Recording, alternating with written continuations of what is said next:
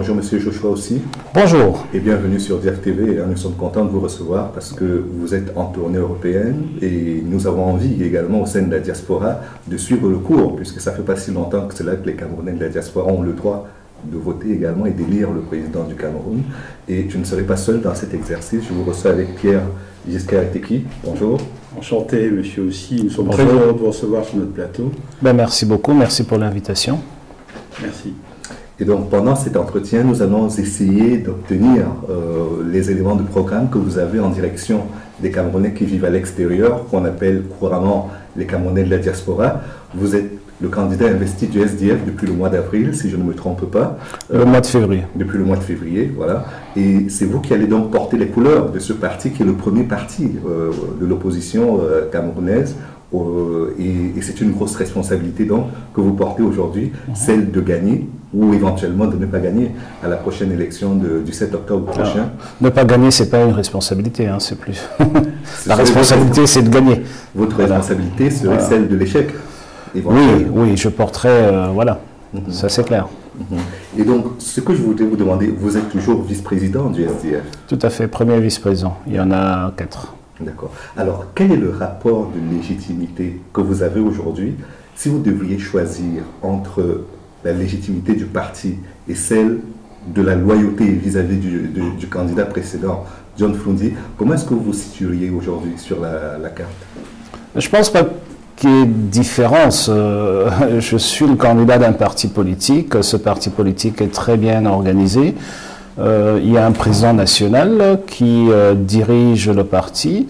Je suis le premier vice-président national et à ce titre, nous travaillons en collégialité avec les autres vice-présidents nationaux. Il y en a 3 autres. Et tout le comité exécutif national pour faire fonctionner le parti. L'organe suprême du parti, qui est le Congrès, m'a désigné comme candidat et en tant que tel, mon premier soutien dans le parti est évidemment le président national. Donc voilà, il n'y a absolument aucun problème avec ces dispositions-là. Il faut comprendre que fondamentalement, nous sommes un parti social-démocrate, nous sommes un parti avec une certaine tradition anglo-saxonne dans laquelle le président national du parti n'a pas de fonction élective. Donc nous, par exemple, le 7 octobre, après l'élection, une fois que les résultats seront connus et que je serai élu, j'aurai l'obligation de démissionner en tant que premier vice-président du parti. Parce que vous ne pouvez pas être dans un parti qui se respecte en même temps président de la République, c'est-à-dire au service de tous, et rester comme cadre dans un parti politique et donc avoir une casquette partisane. Malheureusement, ce n'est pas le cas aujourd'hui au Cameroun où nous rendons compte qu'il y a des réunions du bureau politique au sein du Palais de l'Unité, chose qui ne devrait pas arriver. Donc je pense qu'on a déjà tracé le chemin, on n'aura pas besoin au sein du SDF de changer le président national, il n'y aura que le premier vice-président qu'il faudra coopter. Ce que je voudrais, parce que vous comprenez bien que ma question n'est pas innocente, nous avons eu avec le parti qui a précédé le RDPC une quasi-querelle interne entre le président du parti qui était Amadou Ahidjo et le président Biya aujourd'hui qui est président de la République, qu'il était déjà à cette époque, et on ne savait pas qui était le maître du bateau, le président du parti ou le président de la République. Que se passerait-il dans l'éventualité où le SDF gagnerait l'élection et que John Flundi resterait président du parti? Qui serait le maître à bord? Mais il restera. Ce que je vous dis, dans les dispositions, dans les statuts du parti depuis le 26 mai 1990, c'est clair.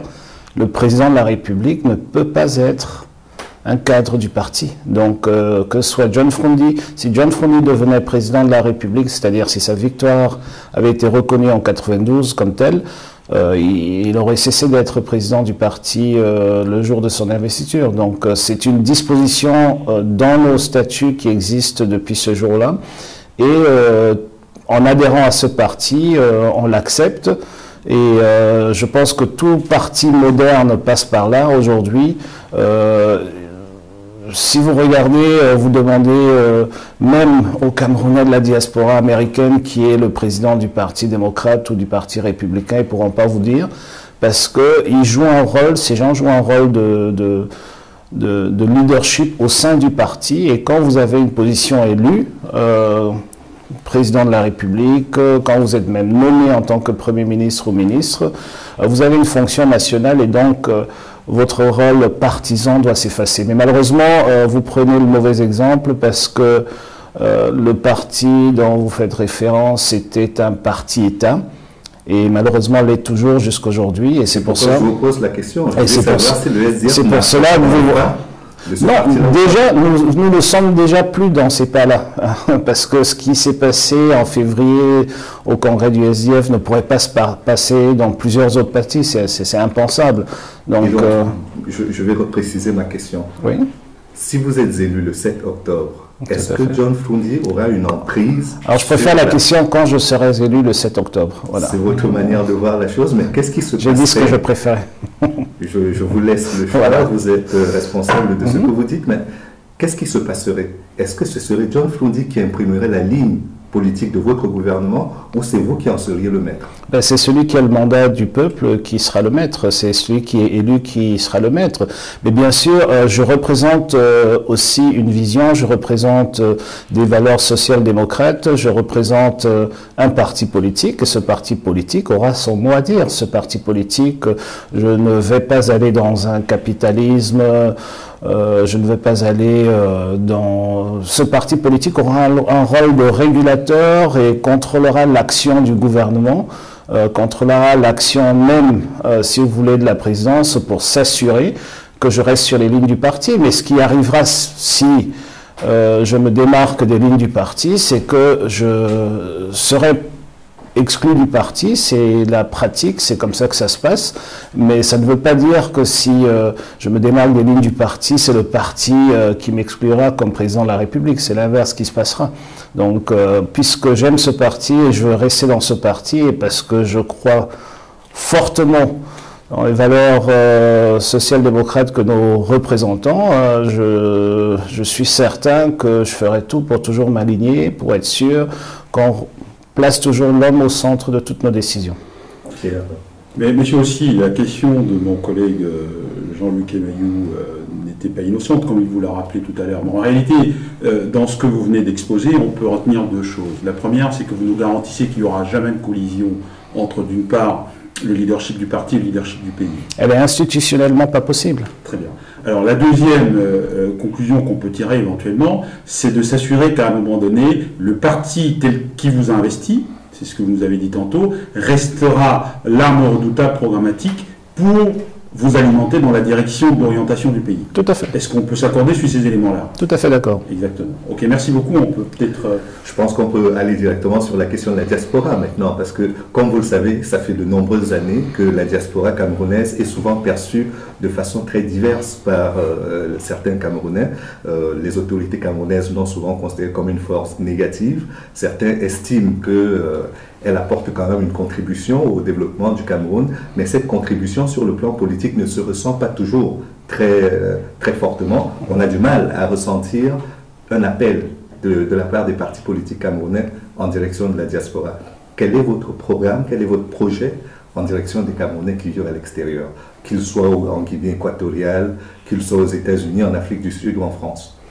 Alors il faut déjà comprendre que nous estimons à 4 millions le nombre de Camerounais à l'étranger, que ce soit des Camerounais d'origine ou pas. Si on va plus loin, on estime à peu près 5 millions. Des gens qui, par le droit du sang, peuvent se réclamer Camerounais. Maintenant, il faut comprendre que les problèmes, ou alors les demandes plutôt, de la diaspora, par exemple nigériane, qui est la plus importante, sont complètement opposées aux demandes qu'on peut avoir de la diaspora française ou américaine. Et il faut aussi comprendre que la diaspora, par exemple, américaine et canadienne, a encore des préoccupations qui ne vont pas dans le même sens que celle de la diaspora, je dirais, au sens large européenne. Donc on ne peut pas avoir un one hat fits all, mais il y a des éléments dans le programme qui vont dans ce sens-là. Par exemple, le débat sur la double nationalité est un débat profond. Pourquoi? Parce que je suis pour la double nationalité. J'ai déposé une proposition de loi en 2014 à l'Assemblée nationale que malheureusement le RDPC a botté en touche, donc n'est jamais apparu à l'ordre du jour. Mais il faut comprendre qu'au-delà du débat, il faut comprendre le problème lui-même.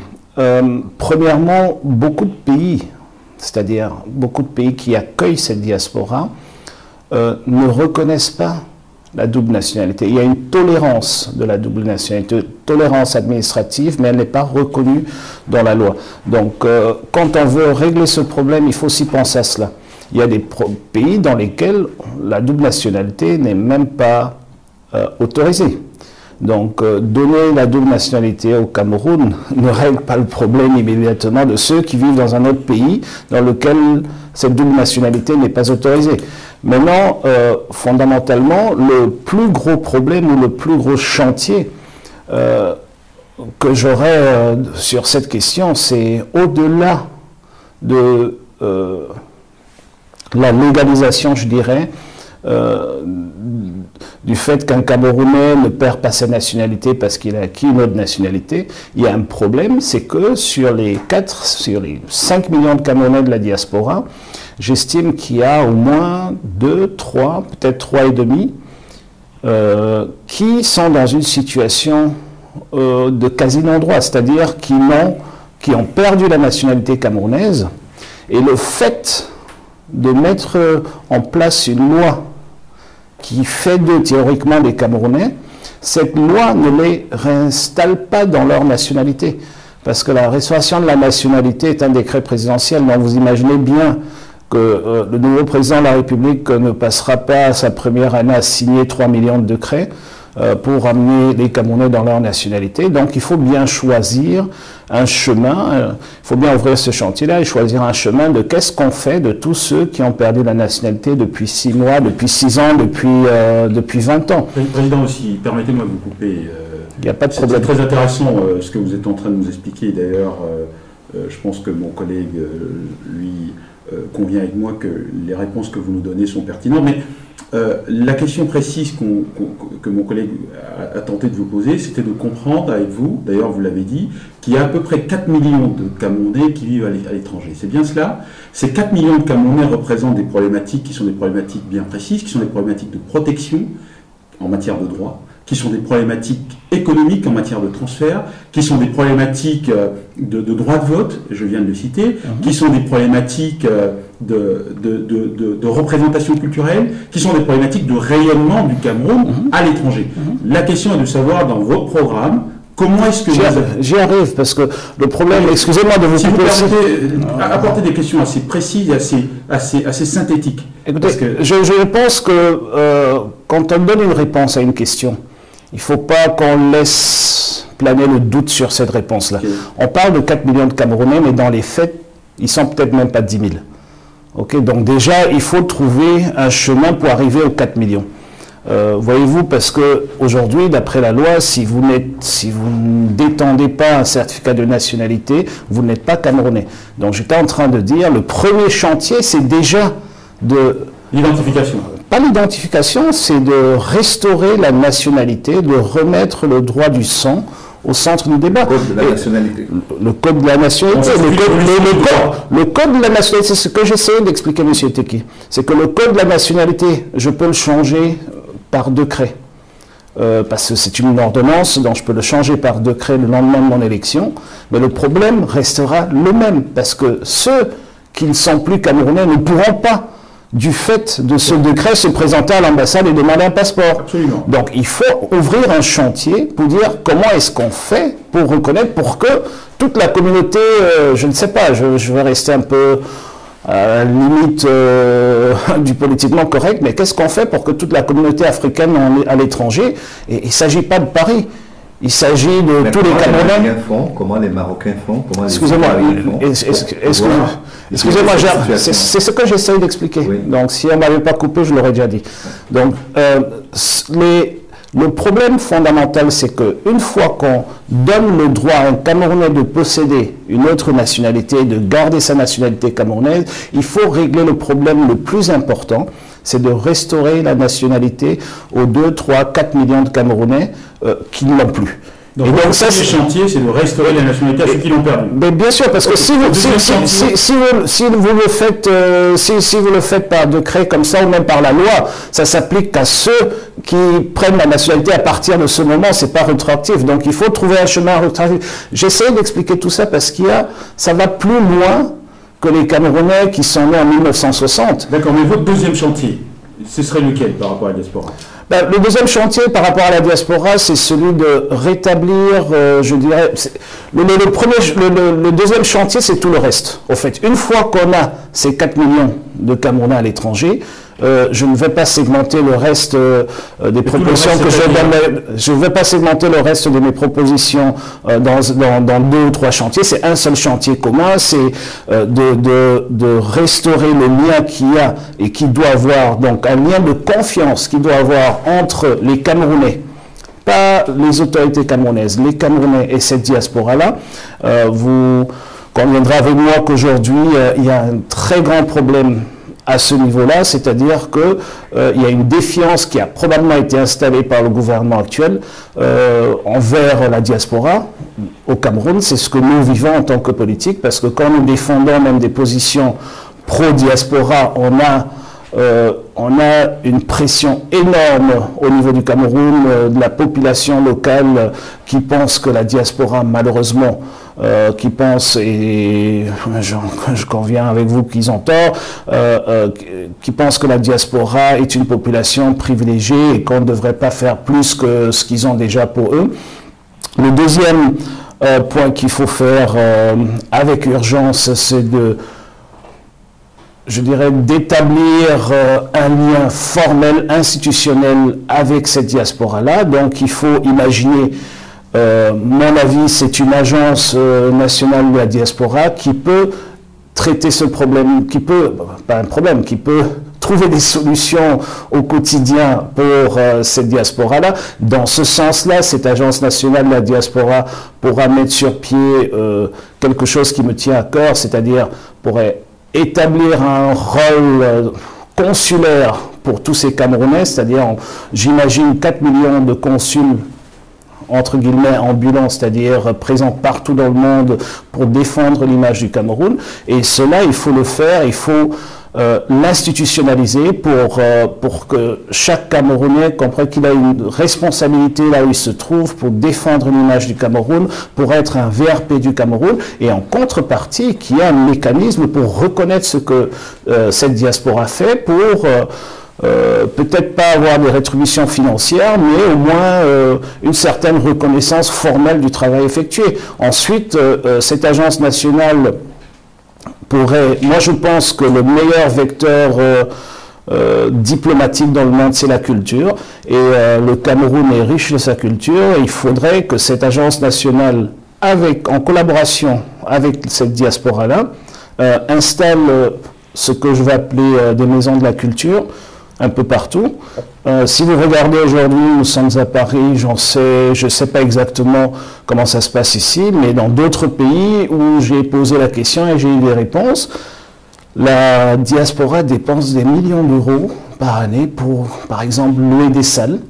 Aux États-Unis, que je connais un peu plus bien, les Camerounais sont même allés jusqu'à acheter des salles pour pouvoir organiser leurs fêtes et tout ça. Pourquoi est-ce que l'État camerounais n'investirait pas dans des centres culturels? Vous pouvez appeler ça comme vous voulez. Moi, ma préférence doit vers des maisons du Cameroun qui pourront être gérées par cette diaspora-là, structurées et supervisées, si on veut, j'aime pas trop le terme, mais régulées, voilà, le terme approprié, par cette agence nationale, pour imaginer que partout où il y a une concentration de cette diaspora-là, qui puisse avoir un centre culturel, une maison du Cameroun. Peut-être ici, ça serait qu'une salle qui peut être utilisée par les différentes associations. Ailleurs, ça serait utilisé comme un point de rencontre, un bar, un restaurant camerounais. Ailleurs, ça serait... Et qui auront une responsabilité comme, je dirais, bureau de liaison des missions diplomatiques déjà existantes. Dans le même ordre d'idée, nous peinons à avoir des consuls honoraires un peu partout dans le monde et ça freine énormément le développement du Cameroun. Voyez-vous, quand vous êtes dans certains pays, vous devez prendre l'avion d'abord pour aller vers un autre pays où il y a une représentation diplomatique. Et donc, pourquoi ne pas utiliser cette diaspora omniprésente et partout dans le monde pour s'assurer qu'au moins partout où nous n'avons pas des missions diplomatiques émanant du gouvernement, qui est des consuls honoraires camerounais et pas comme je l'ai vu en Autriche et ailleurs où on choisit des gens de ces pays-là, mais plutôt que cette diaspora camerounaise qui, bon, la condition pour être consul honoraire, c'est d'avoir un passeport de ce pays-là, mais vous savez, les Camerounais ont tous ces passeports déjà aujourd'hui, donc ils peuvent très bien être honoraires. Vous avez été suffisamment exhaustif sur la question. Je ne sais pas si mon collègue parce que une question à poser. Sur la question des Camerounais de l'extérieur, on appelle personnellement, je ne me reconnais pas dans le terme de diaspora. C'est un terme hébraïque. Oui. Est-ce qu'il ne serait pas plus prudent et plus sincère de dire les Camerounais de l'extérieur, ce qui fait qu'on est à égalité de chance Camerounais, de dire je suis Camerounais mais je vis à l'extérieur, comme je pourrais être un Camerounais qui vit simplement à Ngaoundéré ou à Bertois, mais on est tous Camerounais, donc on a au moins cette nationalité en partage, ce qui ne crée pas ce rapport de défiance dont nous parlions tout à l'heure. Le problème qu'il ne faut pas sous-estimer, en fait, ce n'est pas un problème, le point qu'il ne faut pas sous-estimer, c'est celui des responsabilités. Et quand on parle de la diaspora, cela sous-entend que ce sont des Camerounais qui vivent de façon permanente ou semi-permanente à l'étranger. Dans beaucoup de pays, la loi définit comme ceux de la diaspora ou de l'étranger, ceux qui vivent pour plus de 6 mois. Mais voyez-vous, qu'on l'appelle les Camerounais de l'étranger ou pas, ça ne change pas grand-chose, mais il y a une chose qui est très importante. On est Camerounais à la base. Oui, mais on dit les Camerounais de la diaspora, donc on est toujours Camerounais. Il y a une chose fondamentale qu'il faut bien définir dès le départ, c'est le niveau de responsabilité. Il y a des pays qui ont décidé que ceux qui vivent à l'étranger vont payer des taxes.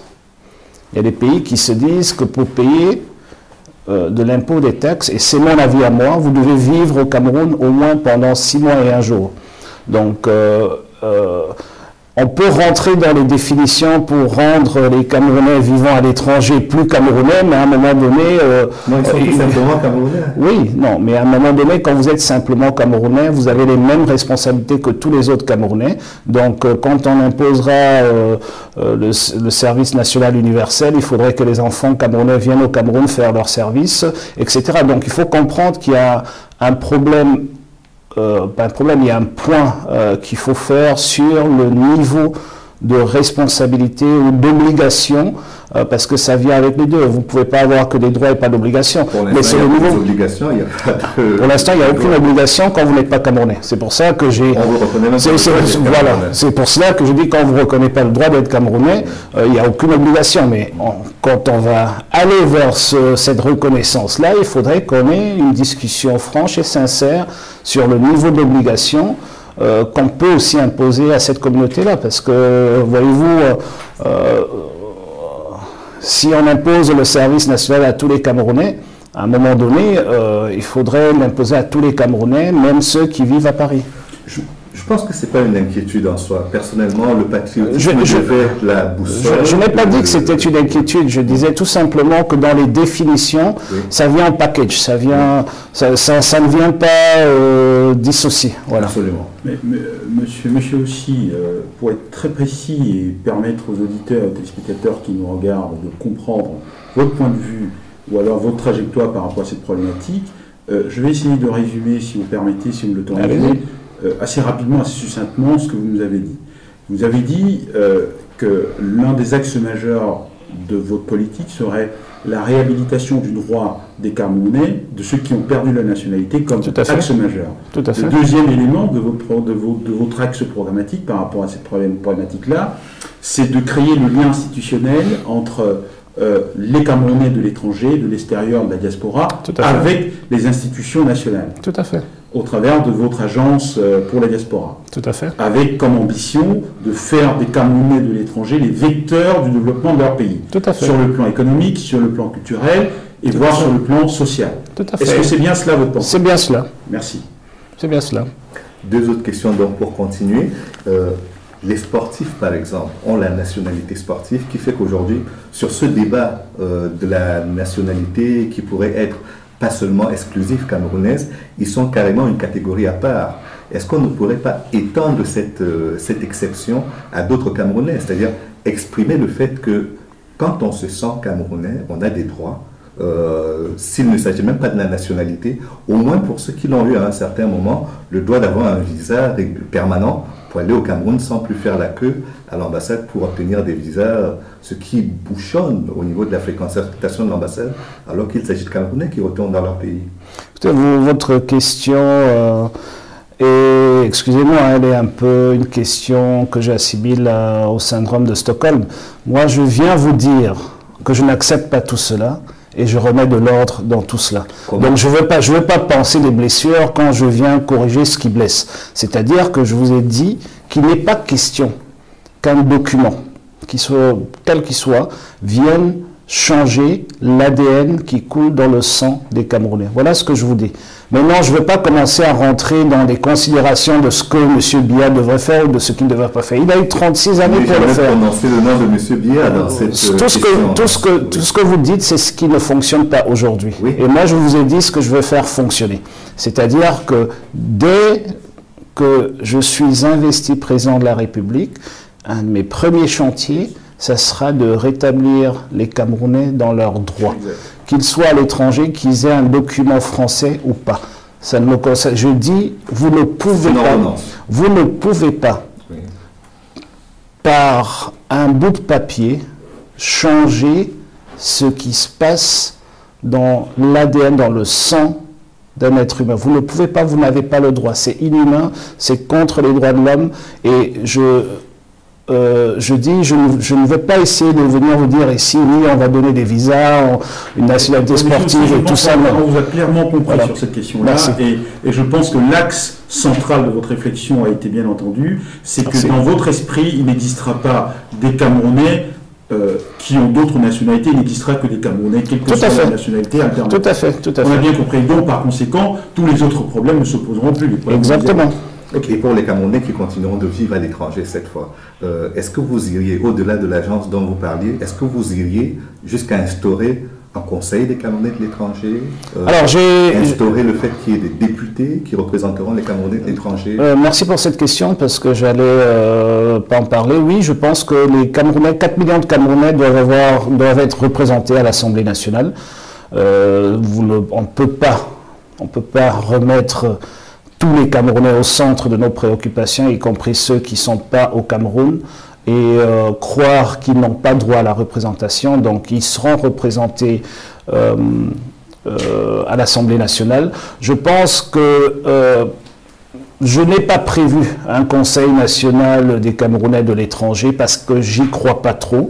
Je ne crois pas que c'est le nombre d'institutions qui rendent une gouvernance efficace, mais plutôt qu'il y ait des ponts, des liens. Et je pense que le pont, le lien, c'est une agence nationale. Ça veut dire que ce sont des gens qui exécutent une tâche, qui n'ont pas une fonction élective, qui ne sont pas des bénévoles, mais qui sont des salariés pour s'assurer qu'il y ait un lien efficace entre le gouvernement à Yaoundé et tous les Camerounais partout où ils se trouvent, qu'on puisse tirer un maximum de profit en tant que pays de la présence de cette diaspora partout dans le monde et de son dynamisme, qui puisse avoir un pont permanent entre cette diaspora-là et le gouvernement central. Donc, créer encore d'autres institutions ou d'autres associations ou d'autres conseils, pour moi, me semble, à mon humble avis,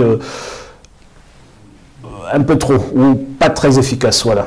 Mais maintenant, si on peut nous démontrer qu'au-delà d'une agence nationale de la diaspora et dans la question du financement, ça pourrait se poser également. Je pense pas. Vous savez, c'est pas l'argent qui manque pour faire des bonnes choses. Aujourd'hui, on utilise beaucoup d'argent pour faire des choses qui ne nous apportent absolument rien. Donc, réaménager le budget de l'État est une de mes priorités. Je propose, si vous voulez bien, qu'on aborde ces thématiques-là dans la suite de notre discussion. Pas de problème. Je répondais à la question. Oui, j'entends bien. Et je m'en excuse d'ailleurs. Comme le temps est en train de s'écouler, et j'imagine que vous avez tant de choses à dire à l'ensemble de nos compatriotes qui nous regardent, nous allons quand même prendre le temps de discuter de votre programme. D'accord. Alors, je croyais que c'est ce qu'on faisait déjà. Oui, mais de votre programme dans d'autres aspects. D'accord, ok. Ça, c'est un aspect de votre programme et on ne va pas faire toute la discussion dessus. Alors, vous avez décidé de vous présenter comme président de la République pour les 7 prochaines années. Je me présente comme candidat à la présidence, oui. Vous vous présentez comme candidat à la présidence de la République, merci Tout à fait. de faire la correction parce qu'elle est sémantiquement très importante. Vous présentez comme candidat à la présidentielle et je n'ai aucun doute que vous avez la conviction que vous allez l'emporter. Tout à fait, sinon je ne serais pas candidat. Très bien. Si vous vous présentez, c'est probablement parce que vous considérez que vous pouvez faire mieux que celui qui dirige notre pays depuis 36 ans. Vous avez peur de prononcer son nom, hein? Il ne m'appartient pas de le prononcer. D'accord. Vous comprenez bien que... Voilà. Non, il n'y a aucun doute là-dessus. Donc vous pouvez faire mieux. Tout à fait. Alors si vous pouvez faire mieux, ça suppose à minima que vous savez ce qui ne fonctionne pas aujourd'hui. Oui, je suis dans une position où je sais avec autorité ce qui ne fonctionne pas. Est-ce que vous savez nous dresser un bilan de façon synthétique et succinct des différents dysfonctionnements de notre pays? Alors, je ne veux pas aller dans un bilan succinct et synthétique. Non, je me refuse d'entrer dans cet exercice-là, mais je peux vous dire que ce pays n'a plus de leadership. Ce pays n'est plus véritablement gouverné, parce qu'on est passé d'une très mauvaise gouvernance à une absence de gouvernance. Et donc, quand on n'a pas de leadership, quand on n'a pas de gouvernance, tout ce qui en découle, c'est exactement ce que vivent les Camerounais au quotidien aujourd'hui. Mais vous avez bien raison quand vous dites qu'on n'a probablement plus de leader, qu'on n'a probablement plus de gouvernance, mais derrière les termes gouvernance, qu'est-ce que vous mettez? La gestion de la cité, c'est-à-dire qu'aujourd'hui, chacun fait ce qu'il veut, comme il veut, mais encore une fois, je ne veux pas rentrer, je veux plutôt passer du temps avec vous, puisque le temps est compté, à dire ce que je veux faire et ce qu'on peut faire, plutôt que de faire le constat que tout le monde a déjà, mais c'est très bien. Que le Cameroun ne marche pas. Absolument. Je pense que si, vous avez tout à fait raison, on va y arriver. Si le Cameroun marchait un tout petit peu, je n'aurais pas été invité ici aujourd'hui. Mais très bien, on va y arriver tout de suite. Mais quelle est votre vision du Cameroun de demain? Ma vision du Cameroun de demain, c'est un pays à la hauteur des Camerounais, à la hauteur comment dirais-je,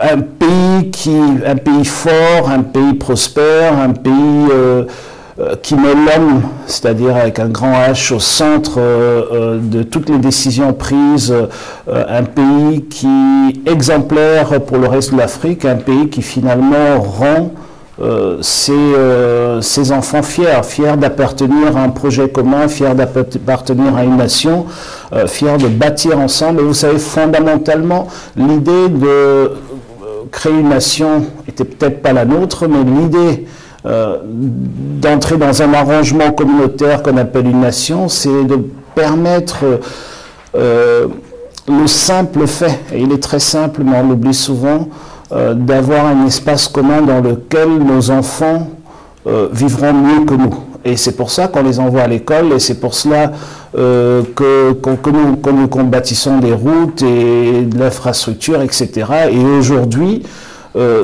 l'espoir d'avoir des enfants qui vont avoir des jours meilleurs que le nôtre, au fait, c'est plutôt inversé. C'est-à-dire aujourd'hui, le désespoir est tel qu'on se dit, voilà, nos enfants, on a peut-être des enfants, mais ce qu'on vit aujourd'hui, ils ne vont pas le vivre parce que tous les jours, ça va en arrière. Donc il faut inverser cette...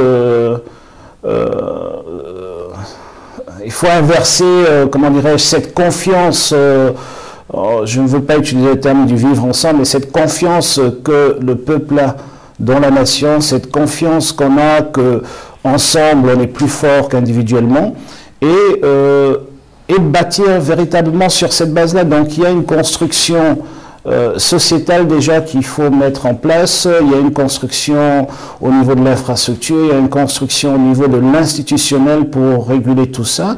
Et finalement, donc la vision se résume en un Cameroun que j'ai dit dès le départ, fort et prospère et qui nous rend fiers. Donc voilà. Monsieur Joshua aussi, vous avez évoqué le vivre ensemble et c'est un terme très important parce que l'élection de ce 7 octobre va se tenir dans un contexte pour le Cameroun où l'idée même de nation a pris beaucoup de coups. Tout à fait. Que ce soit par rapport à Boko Haram dans la partie septentrionale du pays ou dans les 2 provinces dites anglophones du Cameroun. Je n'évoque même pas l'Est du Cameroun qui est soumis à des pressions venant de la République centrafricaine. On a l'impression aujourd'hui... La vraie pression à l'Est vient du Congo-Brazza. Nous avons les deux. Oui. Nous avons les deux. Nous avons les deux puisque ce sont les 2 pays frontaliers, mais qu'aujourd'hui, ce qui nous inquiète le plus vient de République centrafricaine avec la situation de ce pays qui est en difficulté.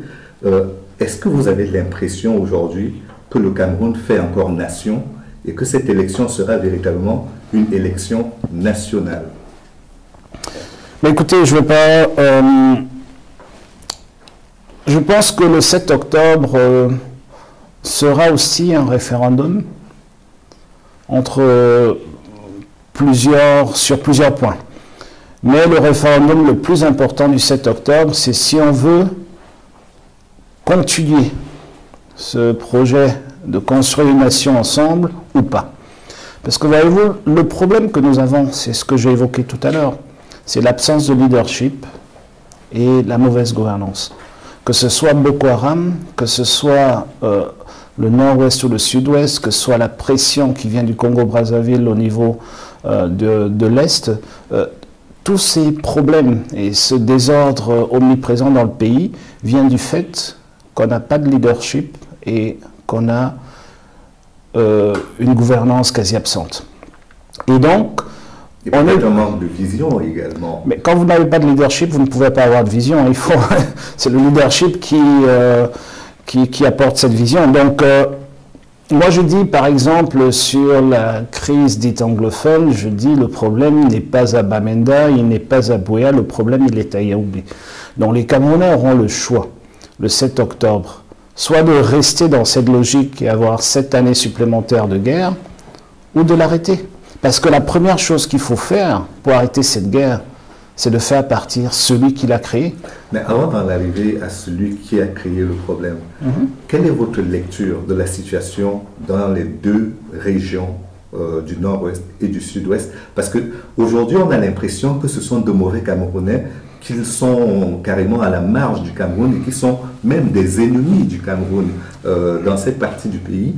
Quelle est votre lecture? Parce que d'ailleurs, on vous a taxé par moment au SDF d'être des partis sécessionnistes qui soutiennent cette sécession dans la partie anglophone. Écoutez, déjà il faut comprendre que le problème, il n'y a pas de problème de sécession, il n'y a pas de problème, il y a un problème politique. Voilà le problème qui se pose sur la table. Et c'est un problème éminemment politique. C'est ce qui se passe dans le nord-ouest et dans le sud-ouest ne devrait pas être réglé par des armes, ça devrait être réglé autour d'une table. Les gens, et d'ailleurs, dès le départ, c'est ce que tous ceux qui étaient au devant de ce, je dirais, je ne voulais pas utiliser le terme combat, mais qui posait ce problème sur la table, pour me répéter un peu, tous ceux-là étaient prêts à dialoguer, à discuter avec le gouvernement. La position du SDF est très claire, qu'il faut traiter ce problème comme un problème politique. Comment? Mais en discutant. Quand un problème est politique, on discute et on le traite comme tel. C'est-à-dire que quand un problème est politique et qu'on dit qu'on n'a pas de prisonniers politiques, ben, il faut libérer les presque 4000 personnes qui sont enfermées aujourd'hui, tout simplement parce qu'ils avaient une opinion ou qu'ils ont une opinion qui diffère de celle de Yaoundé. Vous comprenez qu'il y a un malaise dans cette partie du Cameroun. Mais bien sûr, mais il faut commencer. Vous savez, il ne faut pas mélanger tout. Oui. Il y a un malaise qui date de 1961. Oui. Il y a un problème actuel, il y a de la violence, oui. Il y a des gens qui perdent leur vie des 2 côtés du problème. Il y a toute une région du Cameroun qui est devenue ingouvernable, il y a des réfugiés, il y a des déplacés internes, donc il faut catégoriser les problèmes, il faut les prendre les uns après les autres. Le premier problème, c'est celui de la violence, et de la violence extrême, qu'il faut arrêter immédiatement. Il faut prendre des décisions audacieuses et courageuses pour y arriver. Il ne faut pas rester dans la posture de ne pas vouloir... Non, non, il ne faut pas rester dans la posture de vouloir absolument pas perdre sa face. Donc il faut, en tant que gouvernement, le gouvernement a le monopole de la violence. Okay, dans tout pays. C'est pour ça qu'on a... C'est ce qu'il est en train d'exercer aujourd'hui. Alors, il est en train d'exercer la violence, pas contre son propre peuple. Le monopole de la violence ne veut pas dire qu'on a le droit de mettre de côté les lois, on a le droit de mettre de côté... la violence légitime. Légitime, merci. Voilà. De mettre de côté, on a le droit de mettre de côté notre constitution et de faire ce qu'on veut. On n'a jamais donné, on n'a jamais créé une armée nationale pour tirer ou pour aller lutter contre les Camerounais. Si nous considérons que ces gens sont Camerounais, même si certains d'entre eux se réclament d'une autre nation que moi je ne connais pas, il faudrait, si nous disons qu'ils sont Camerounais, il faudrait qu'on reconnaisse aussi qu'on ne peut pas envoyer sa propre armée aller tirer sur ces Camerounais que nous réclamons comme tels. Donc il faut absolument retirer l'armée du conflit. Il faut absolument qu'il y ait, comment dirais-je, un début de dialogue quelque part. C'est pour cela que je soutiens l'initiative du cardinal Toumi. Il faut humaniser ce conflit, donc c'est ce que le cardinal veut faire. Il faut reconnaître que c'est un problème politique et le traiter en tant que tel. Et quand c'est un problème politique, il faut avoir le courage que les opinions ne sont pas forcément les mêmes et que on va régler ce problème pas en un jour, pas en 30 jours, mais peut-être ça va prendre beaucoup plus longtemps. Et mon opinion et ce que j'ai dans mon programme et ce que je veux faire, c'est d'appeler une conférence nationale de réconciliation, de vérité, de réconciliation et de réparation, parce que, voyez-vous, il y a dans le sud-ouest, seul dans le sud-ouest, il y a 79 villages qui ont été brûlés. Des gens ont perdu leur maison, des gens ont perdu des grands-mères qui brûlaient dans ces maisons, etc. Pour tous ces actes-là, il faudra de la vérité, il faudra savoir ce qui s'est passé, qui a donné les ordres pour qu'on brase tous ces villages, il faudra réparer tous ceux qui ont perdu des biens, etc. Il faudra trouver un cadre institutionnel pour cette conférence-là, c'est-à-dire que qu'est-ce qu'on fera des résultats obtenus par cette conférence, quel sera le poids de... Monsieur aussi, je voudrais vous écouter là-dessus, mais j'ai l'impression que vous n'allez pas droit au but. C'est-à-dire que vous faites une analyse de l'action actuelle du gouvernement, mais je n'entends pas encore. Alors, ce que je disais n'est pas une analyse du gouvernement. Je vous ai dit ce que je vais faire.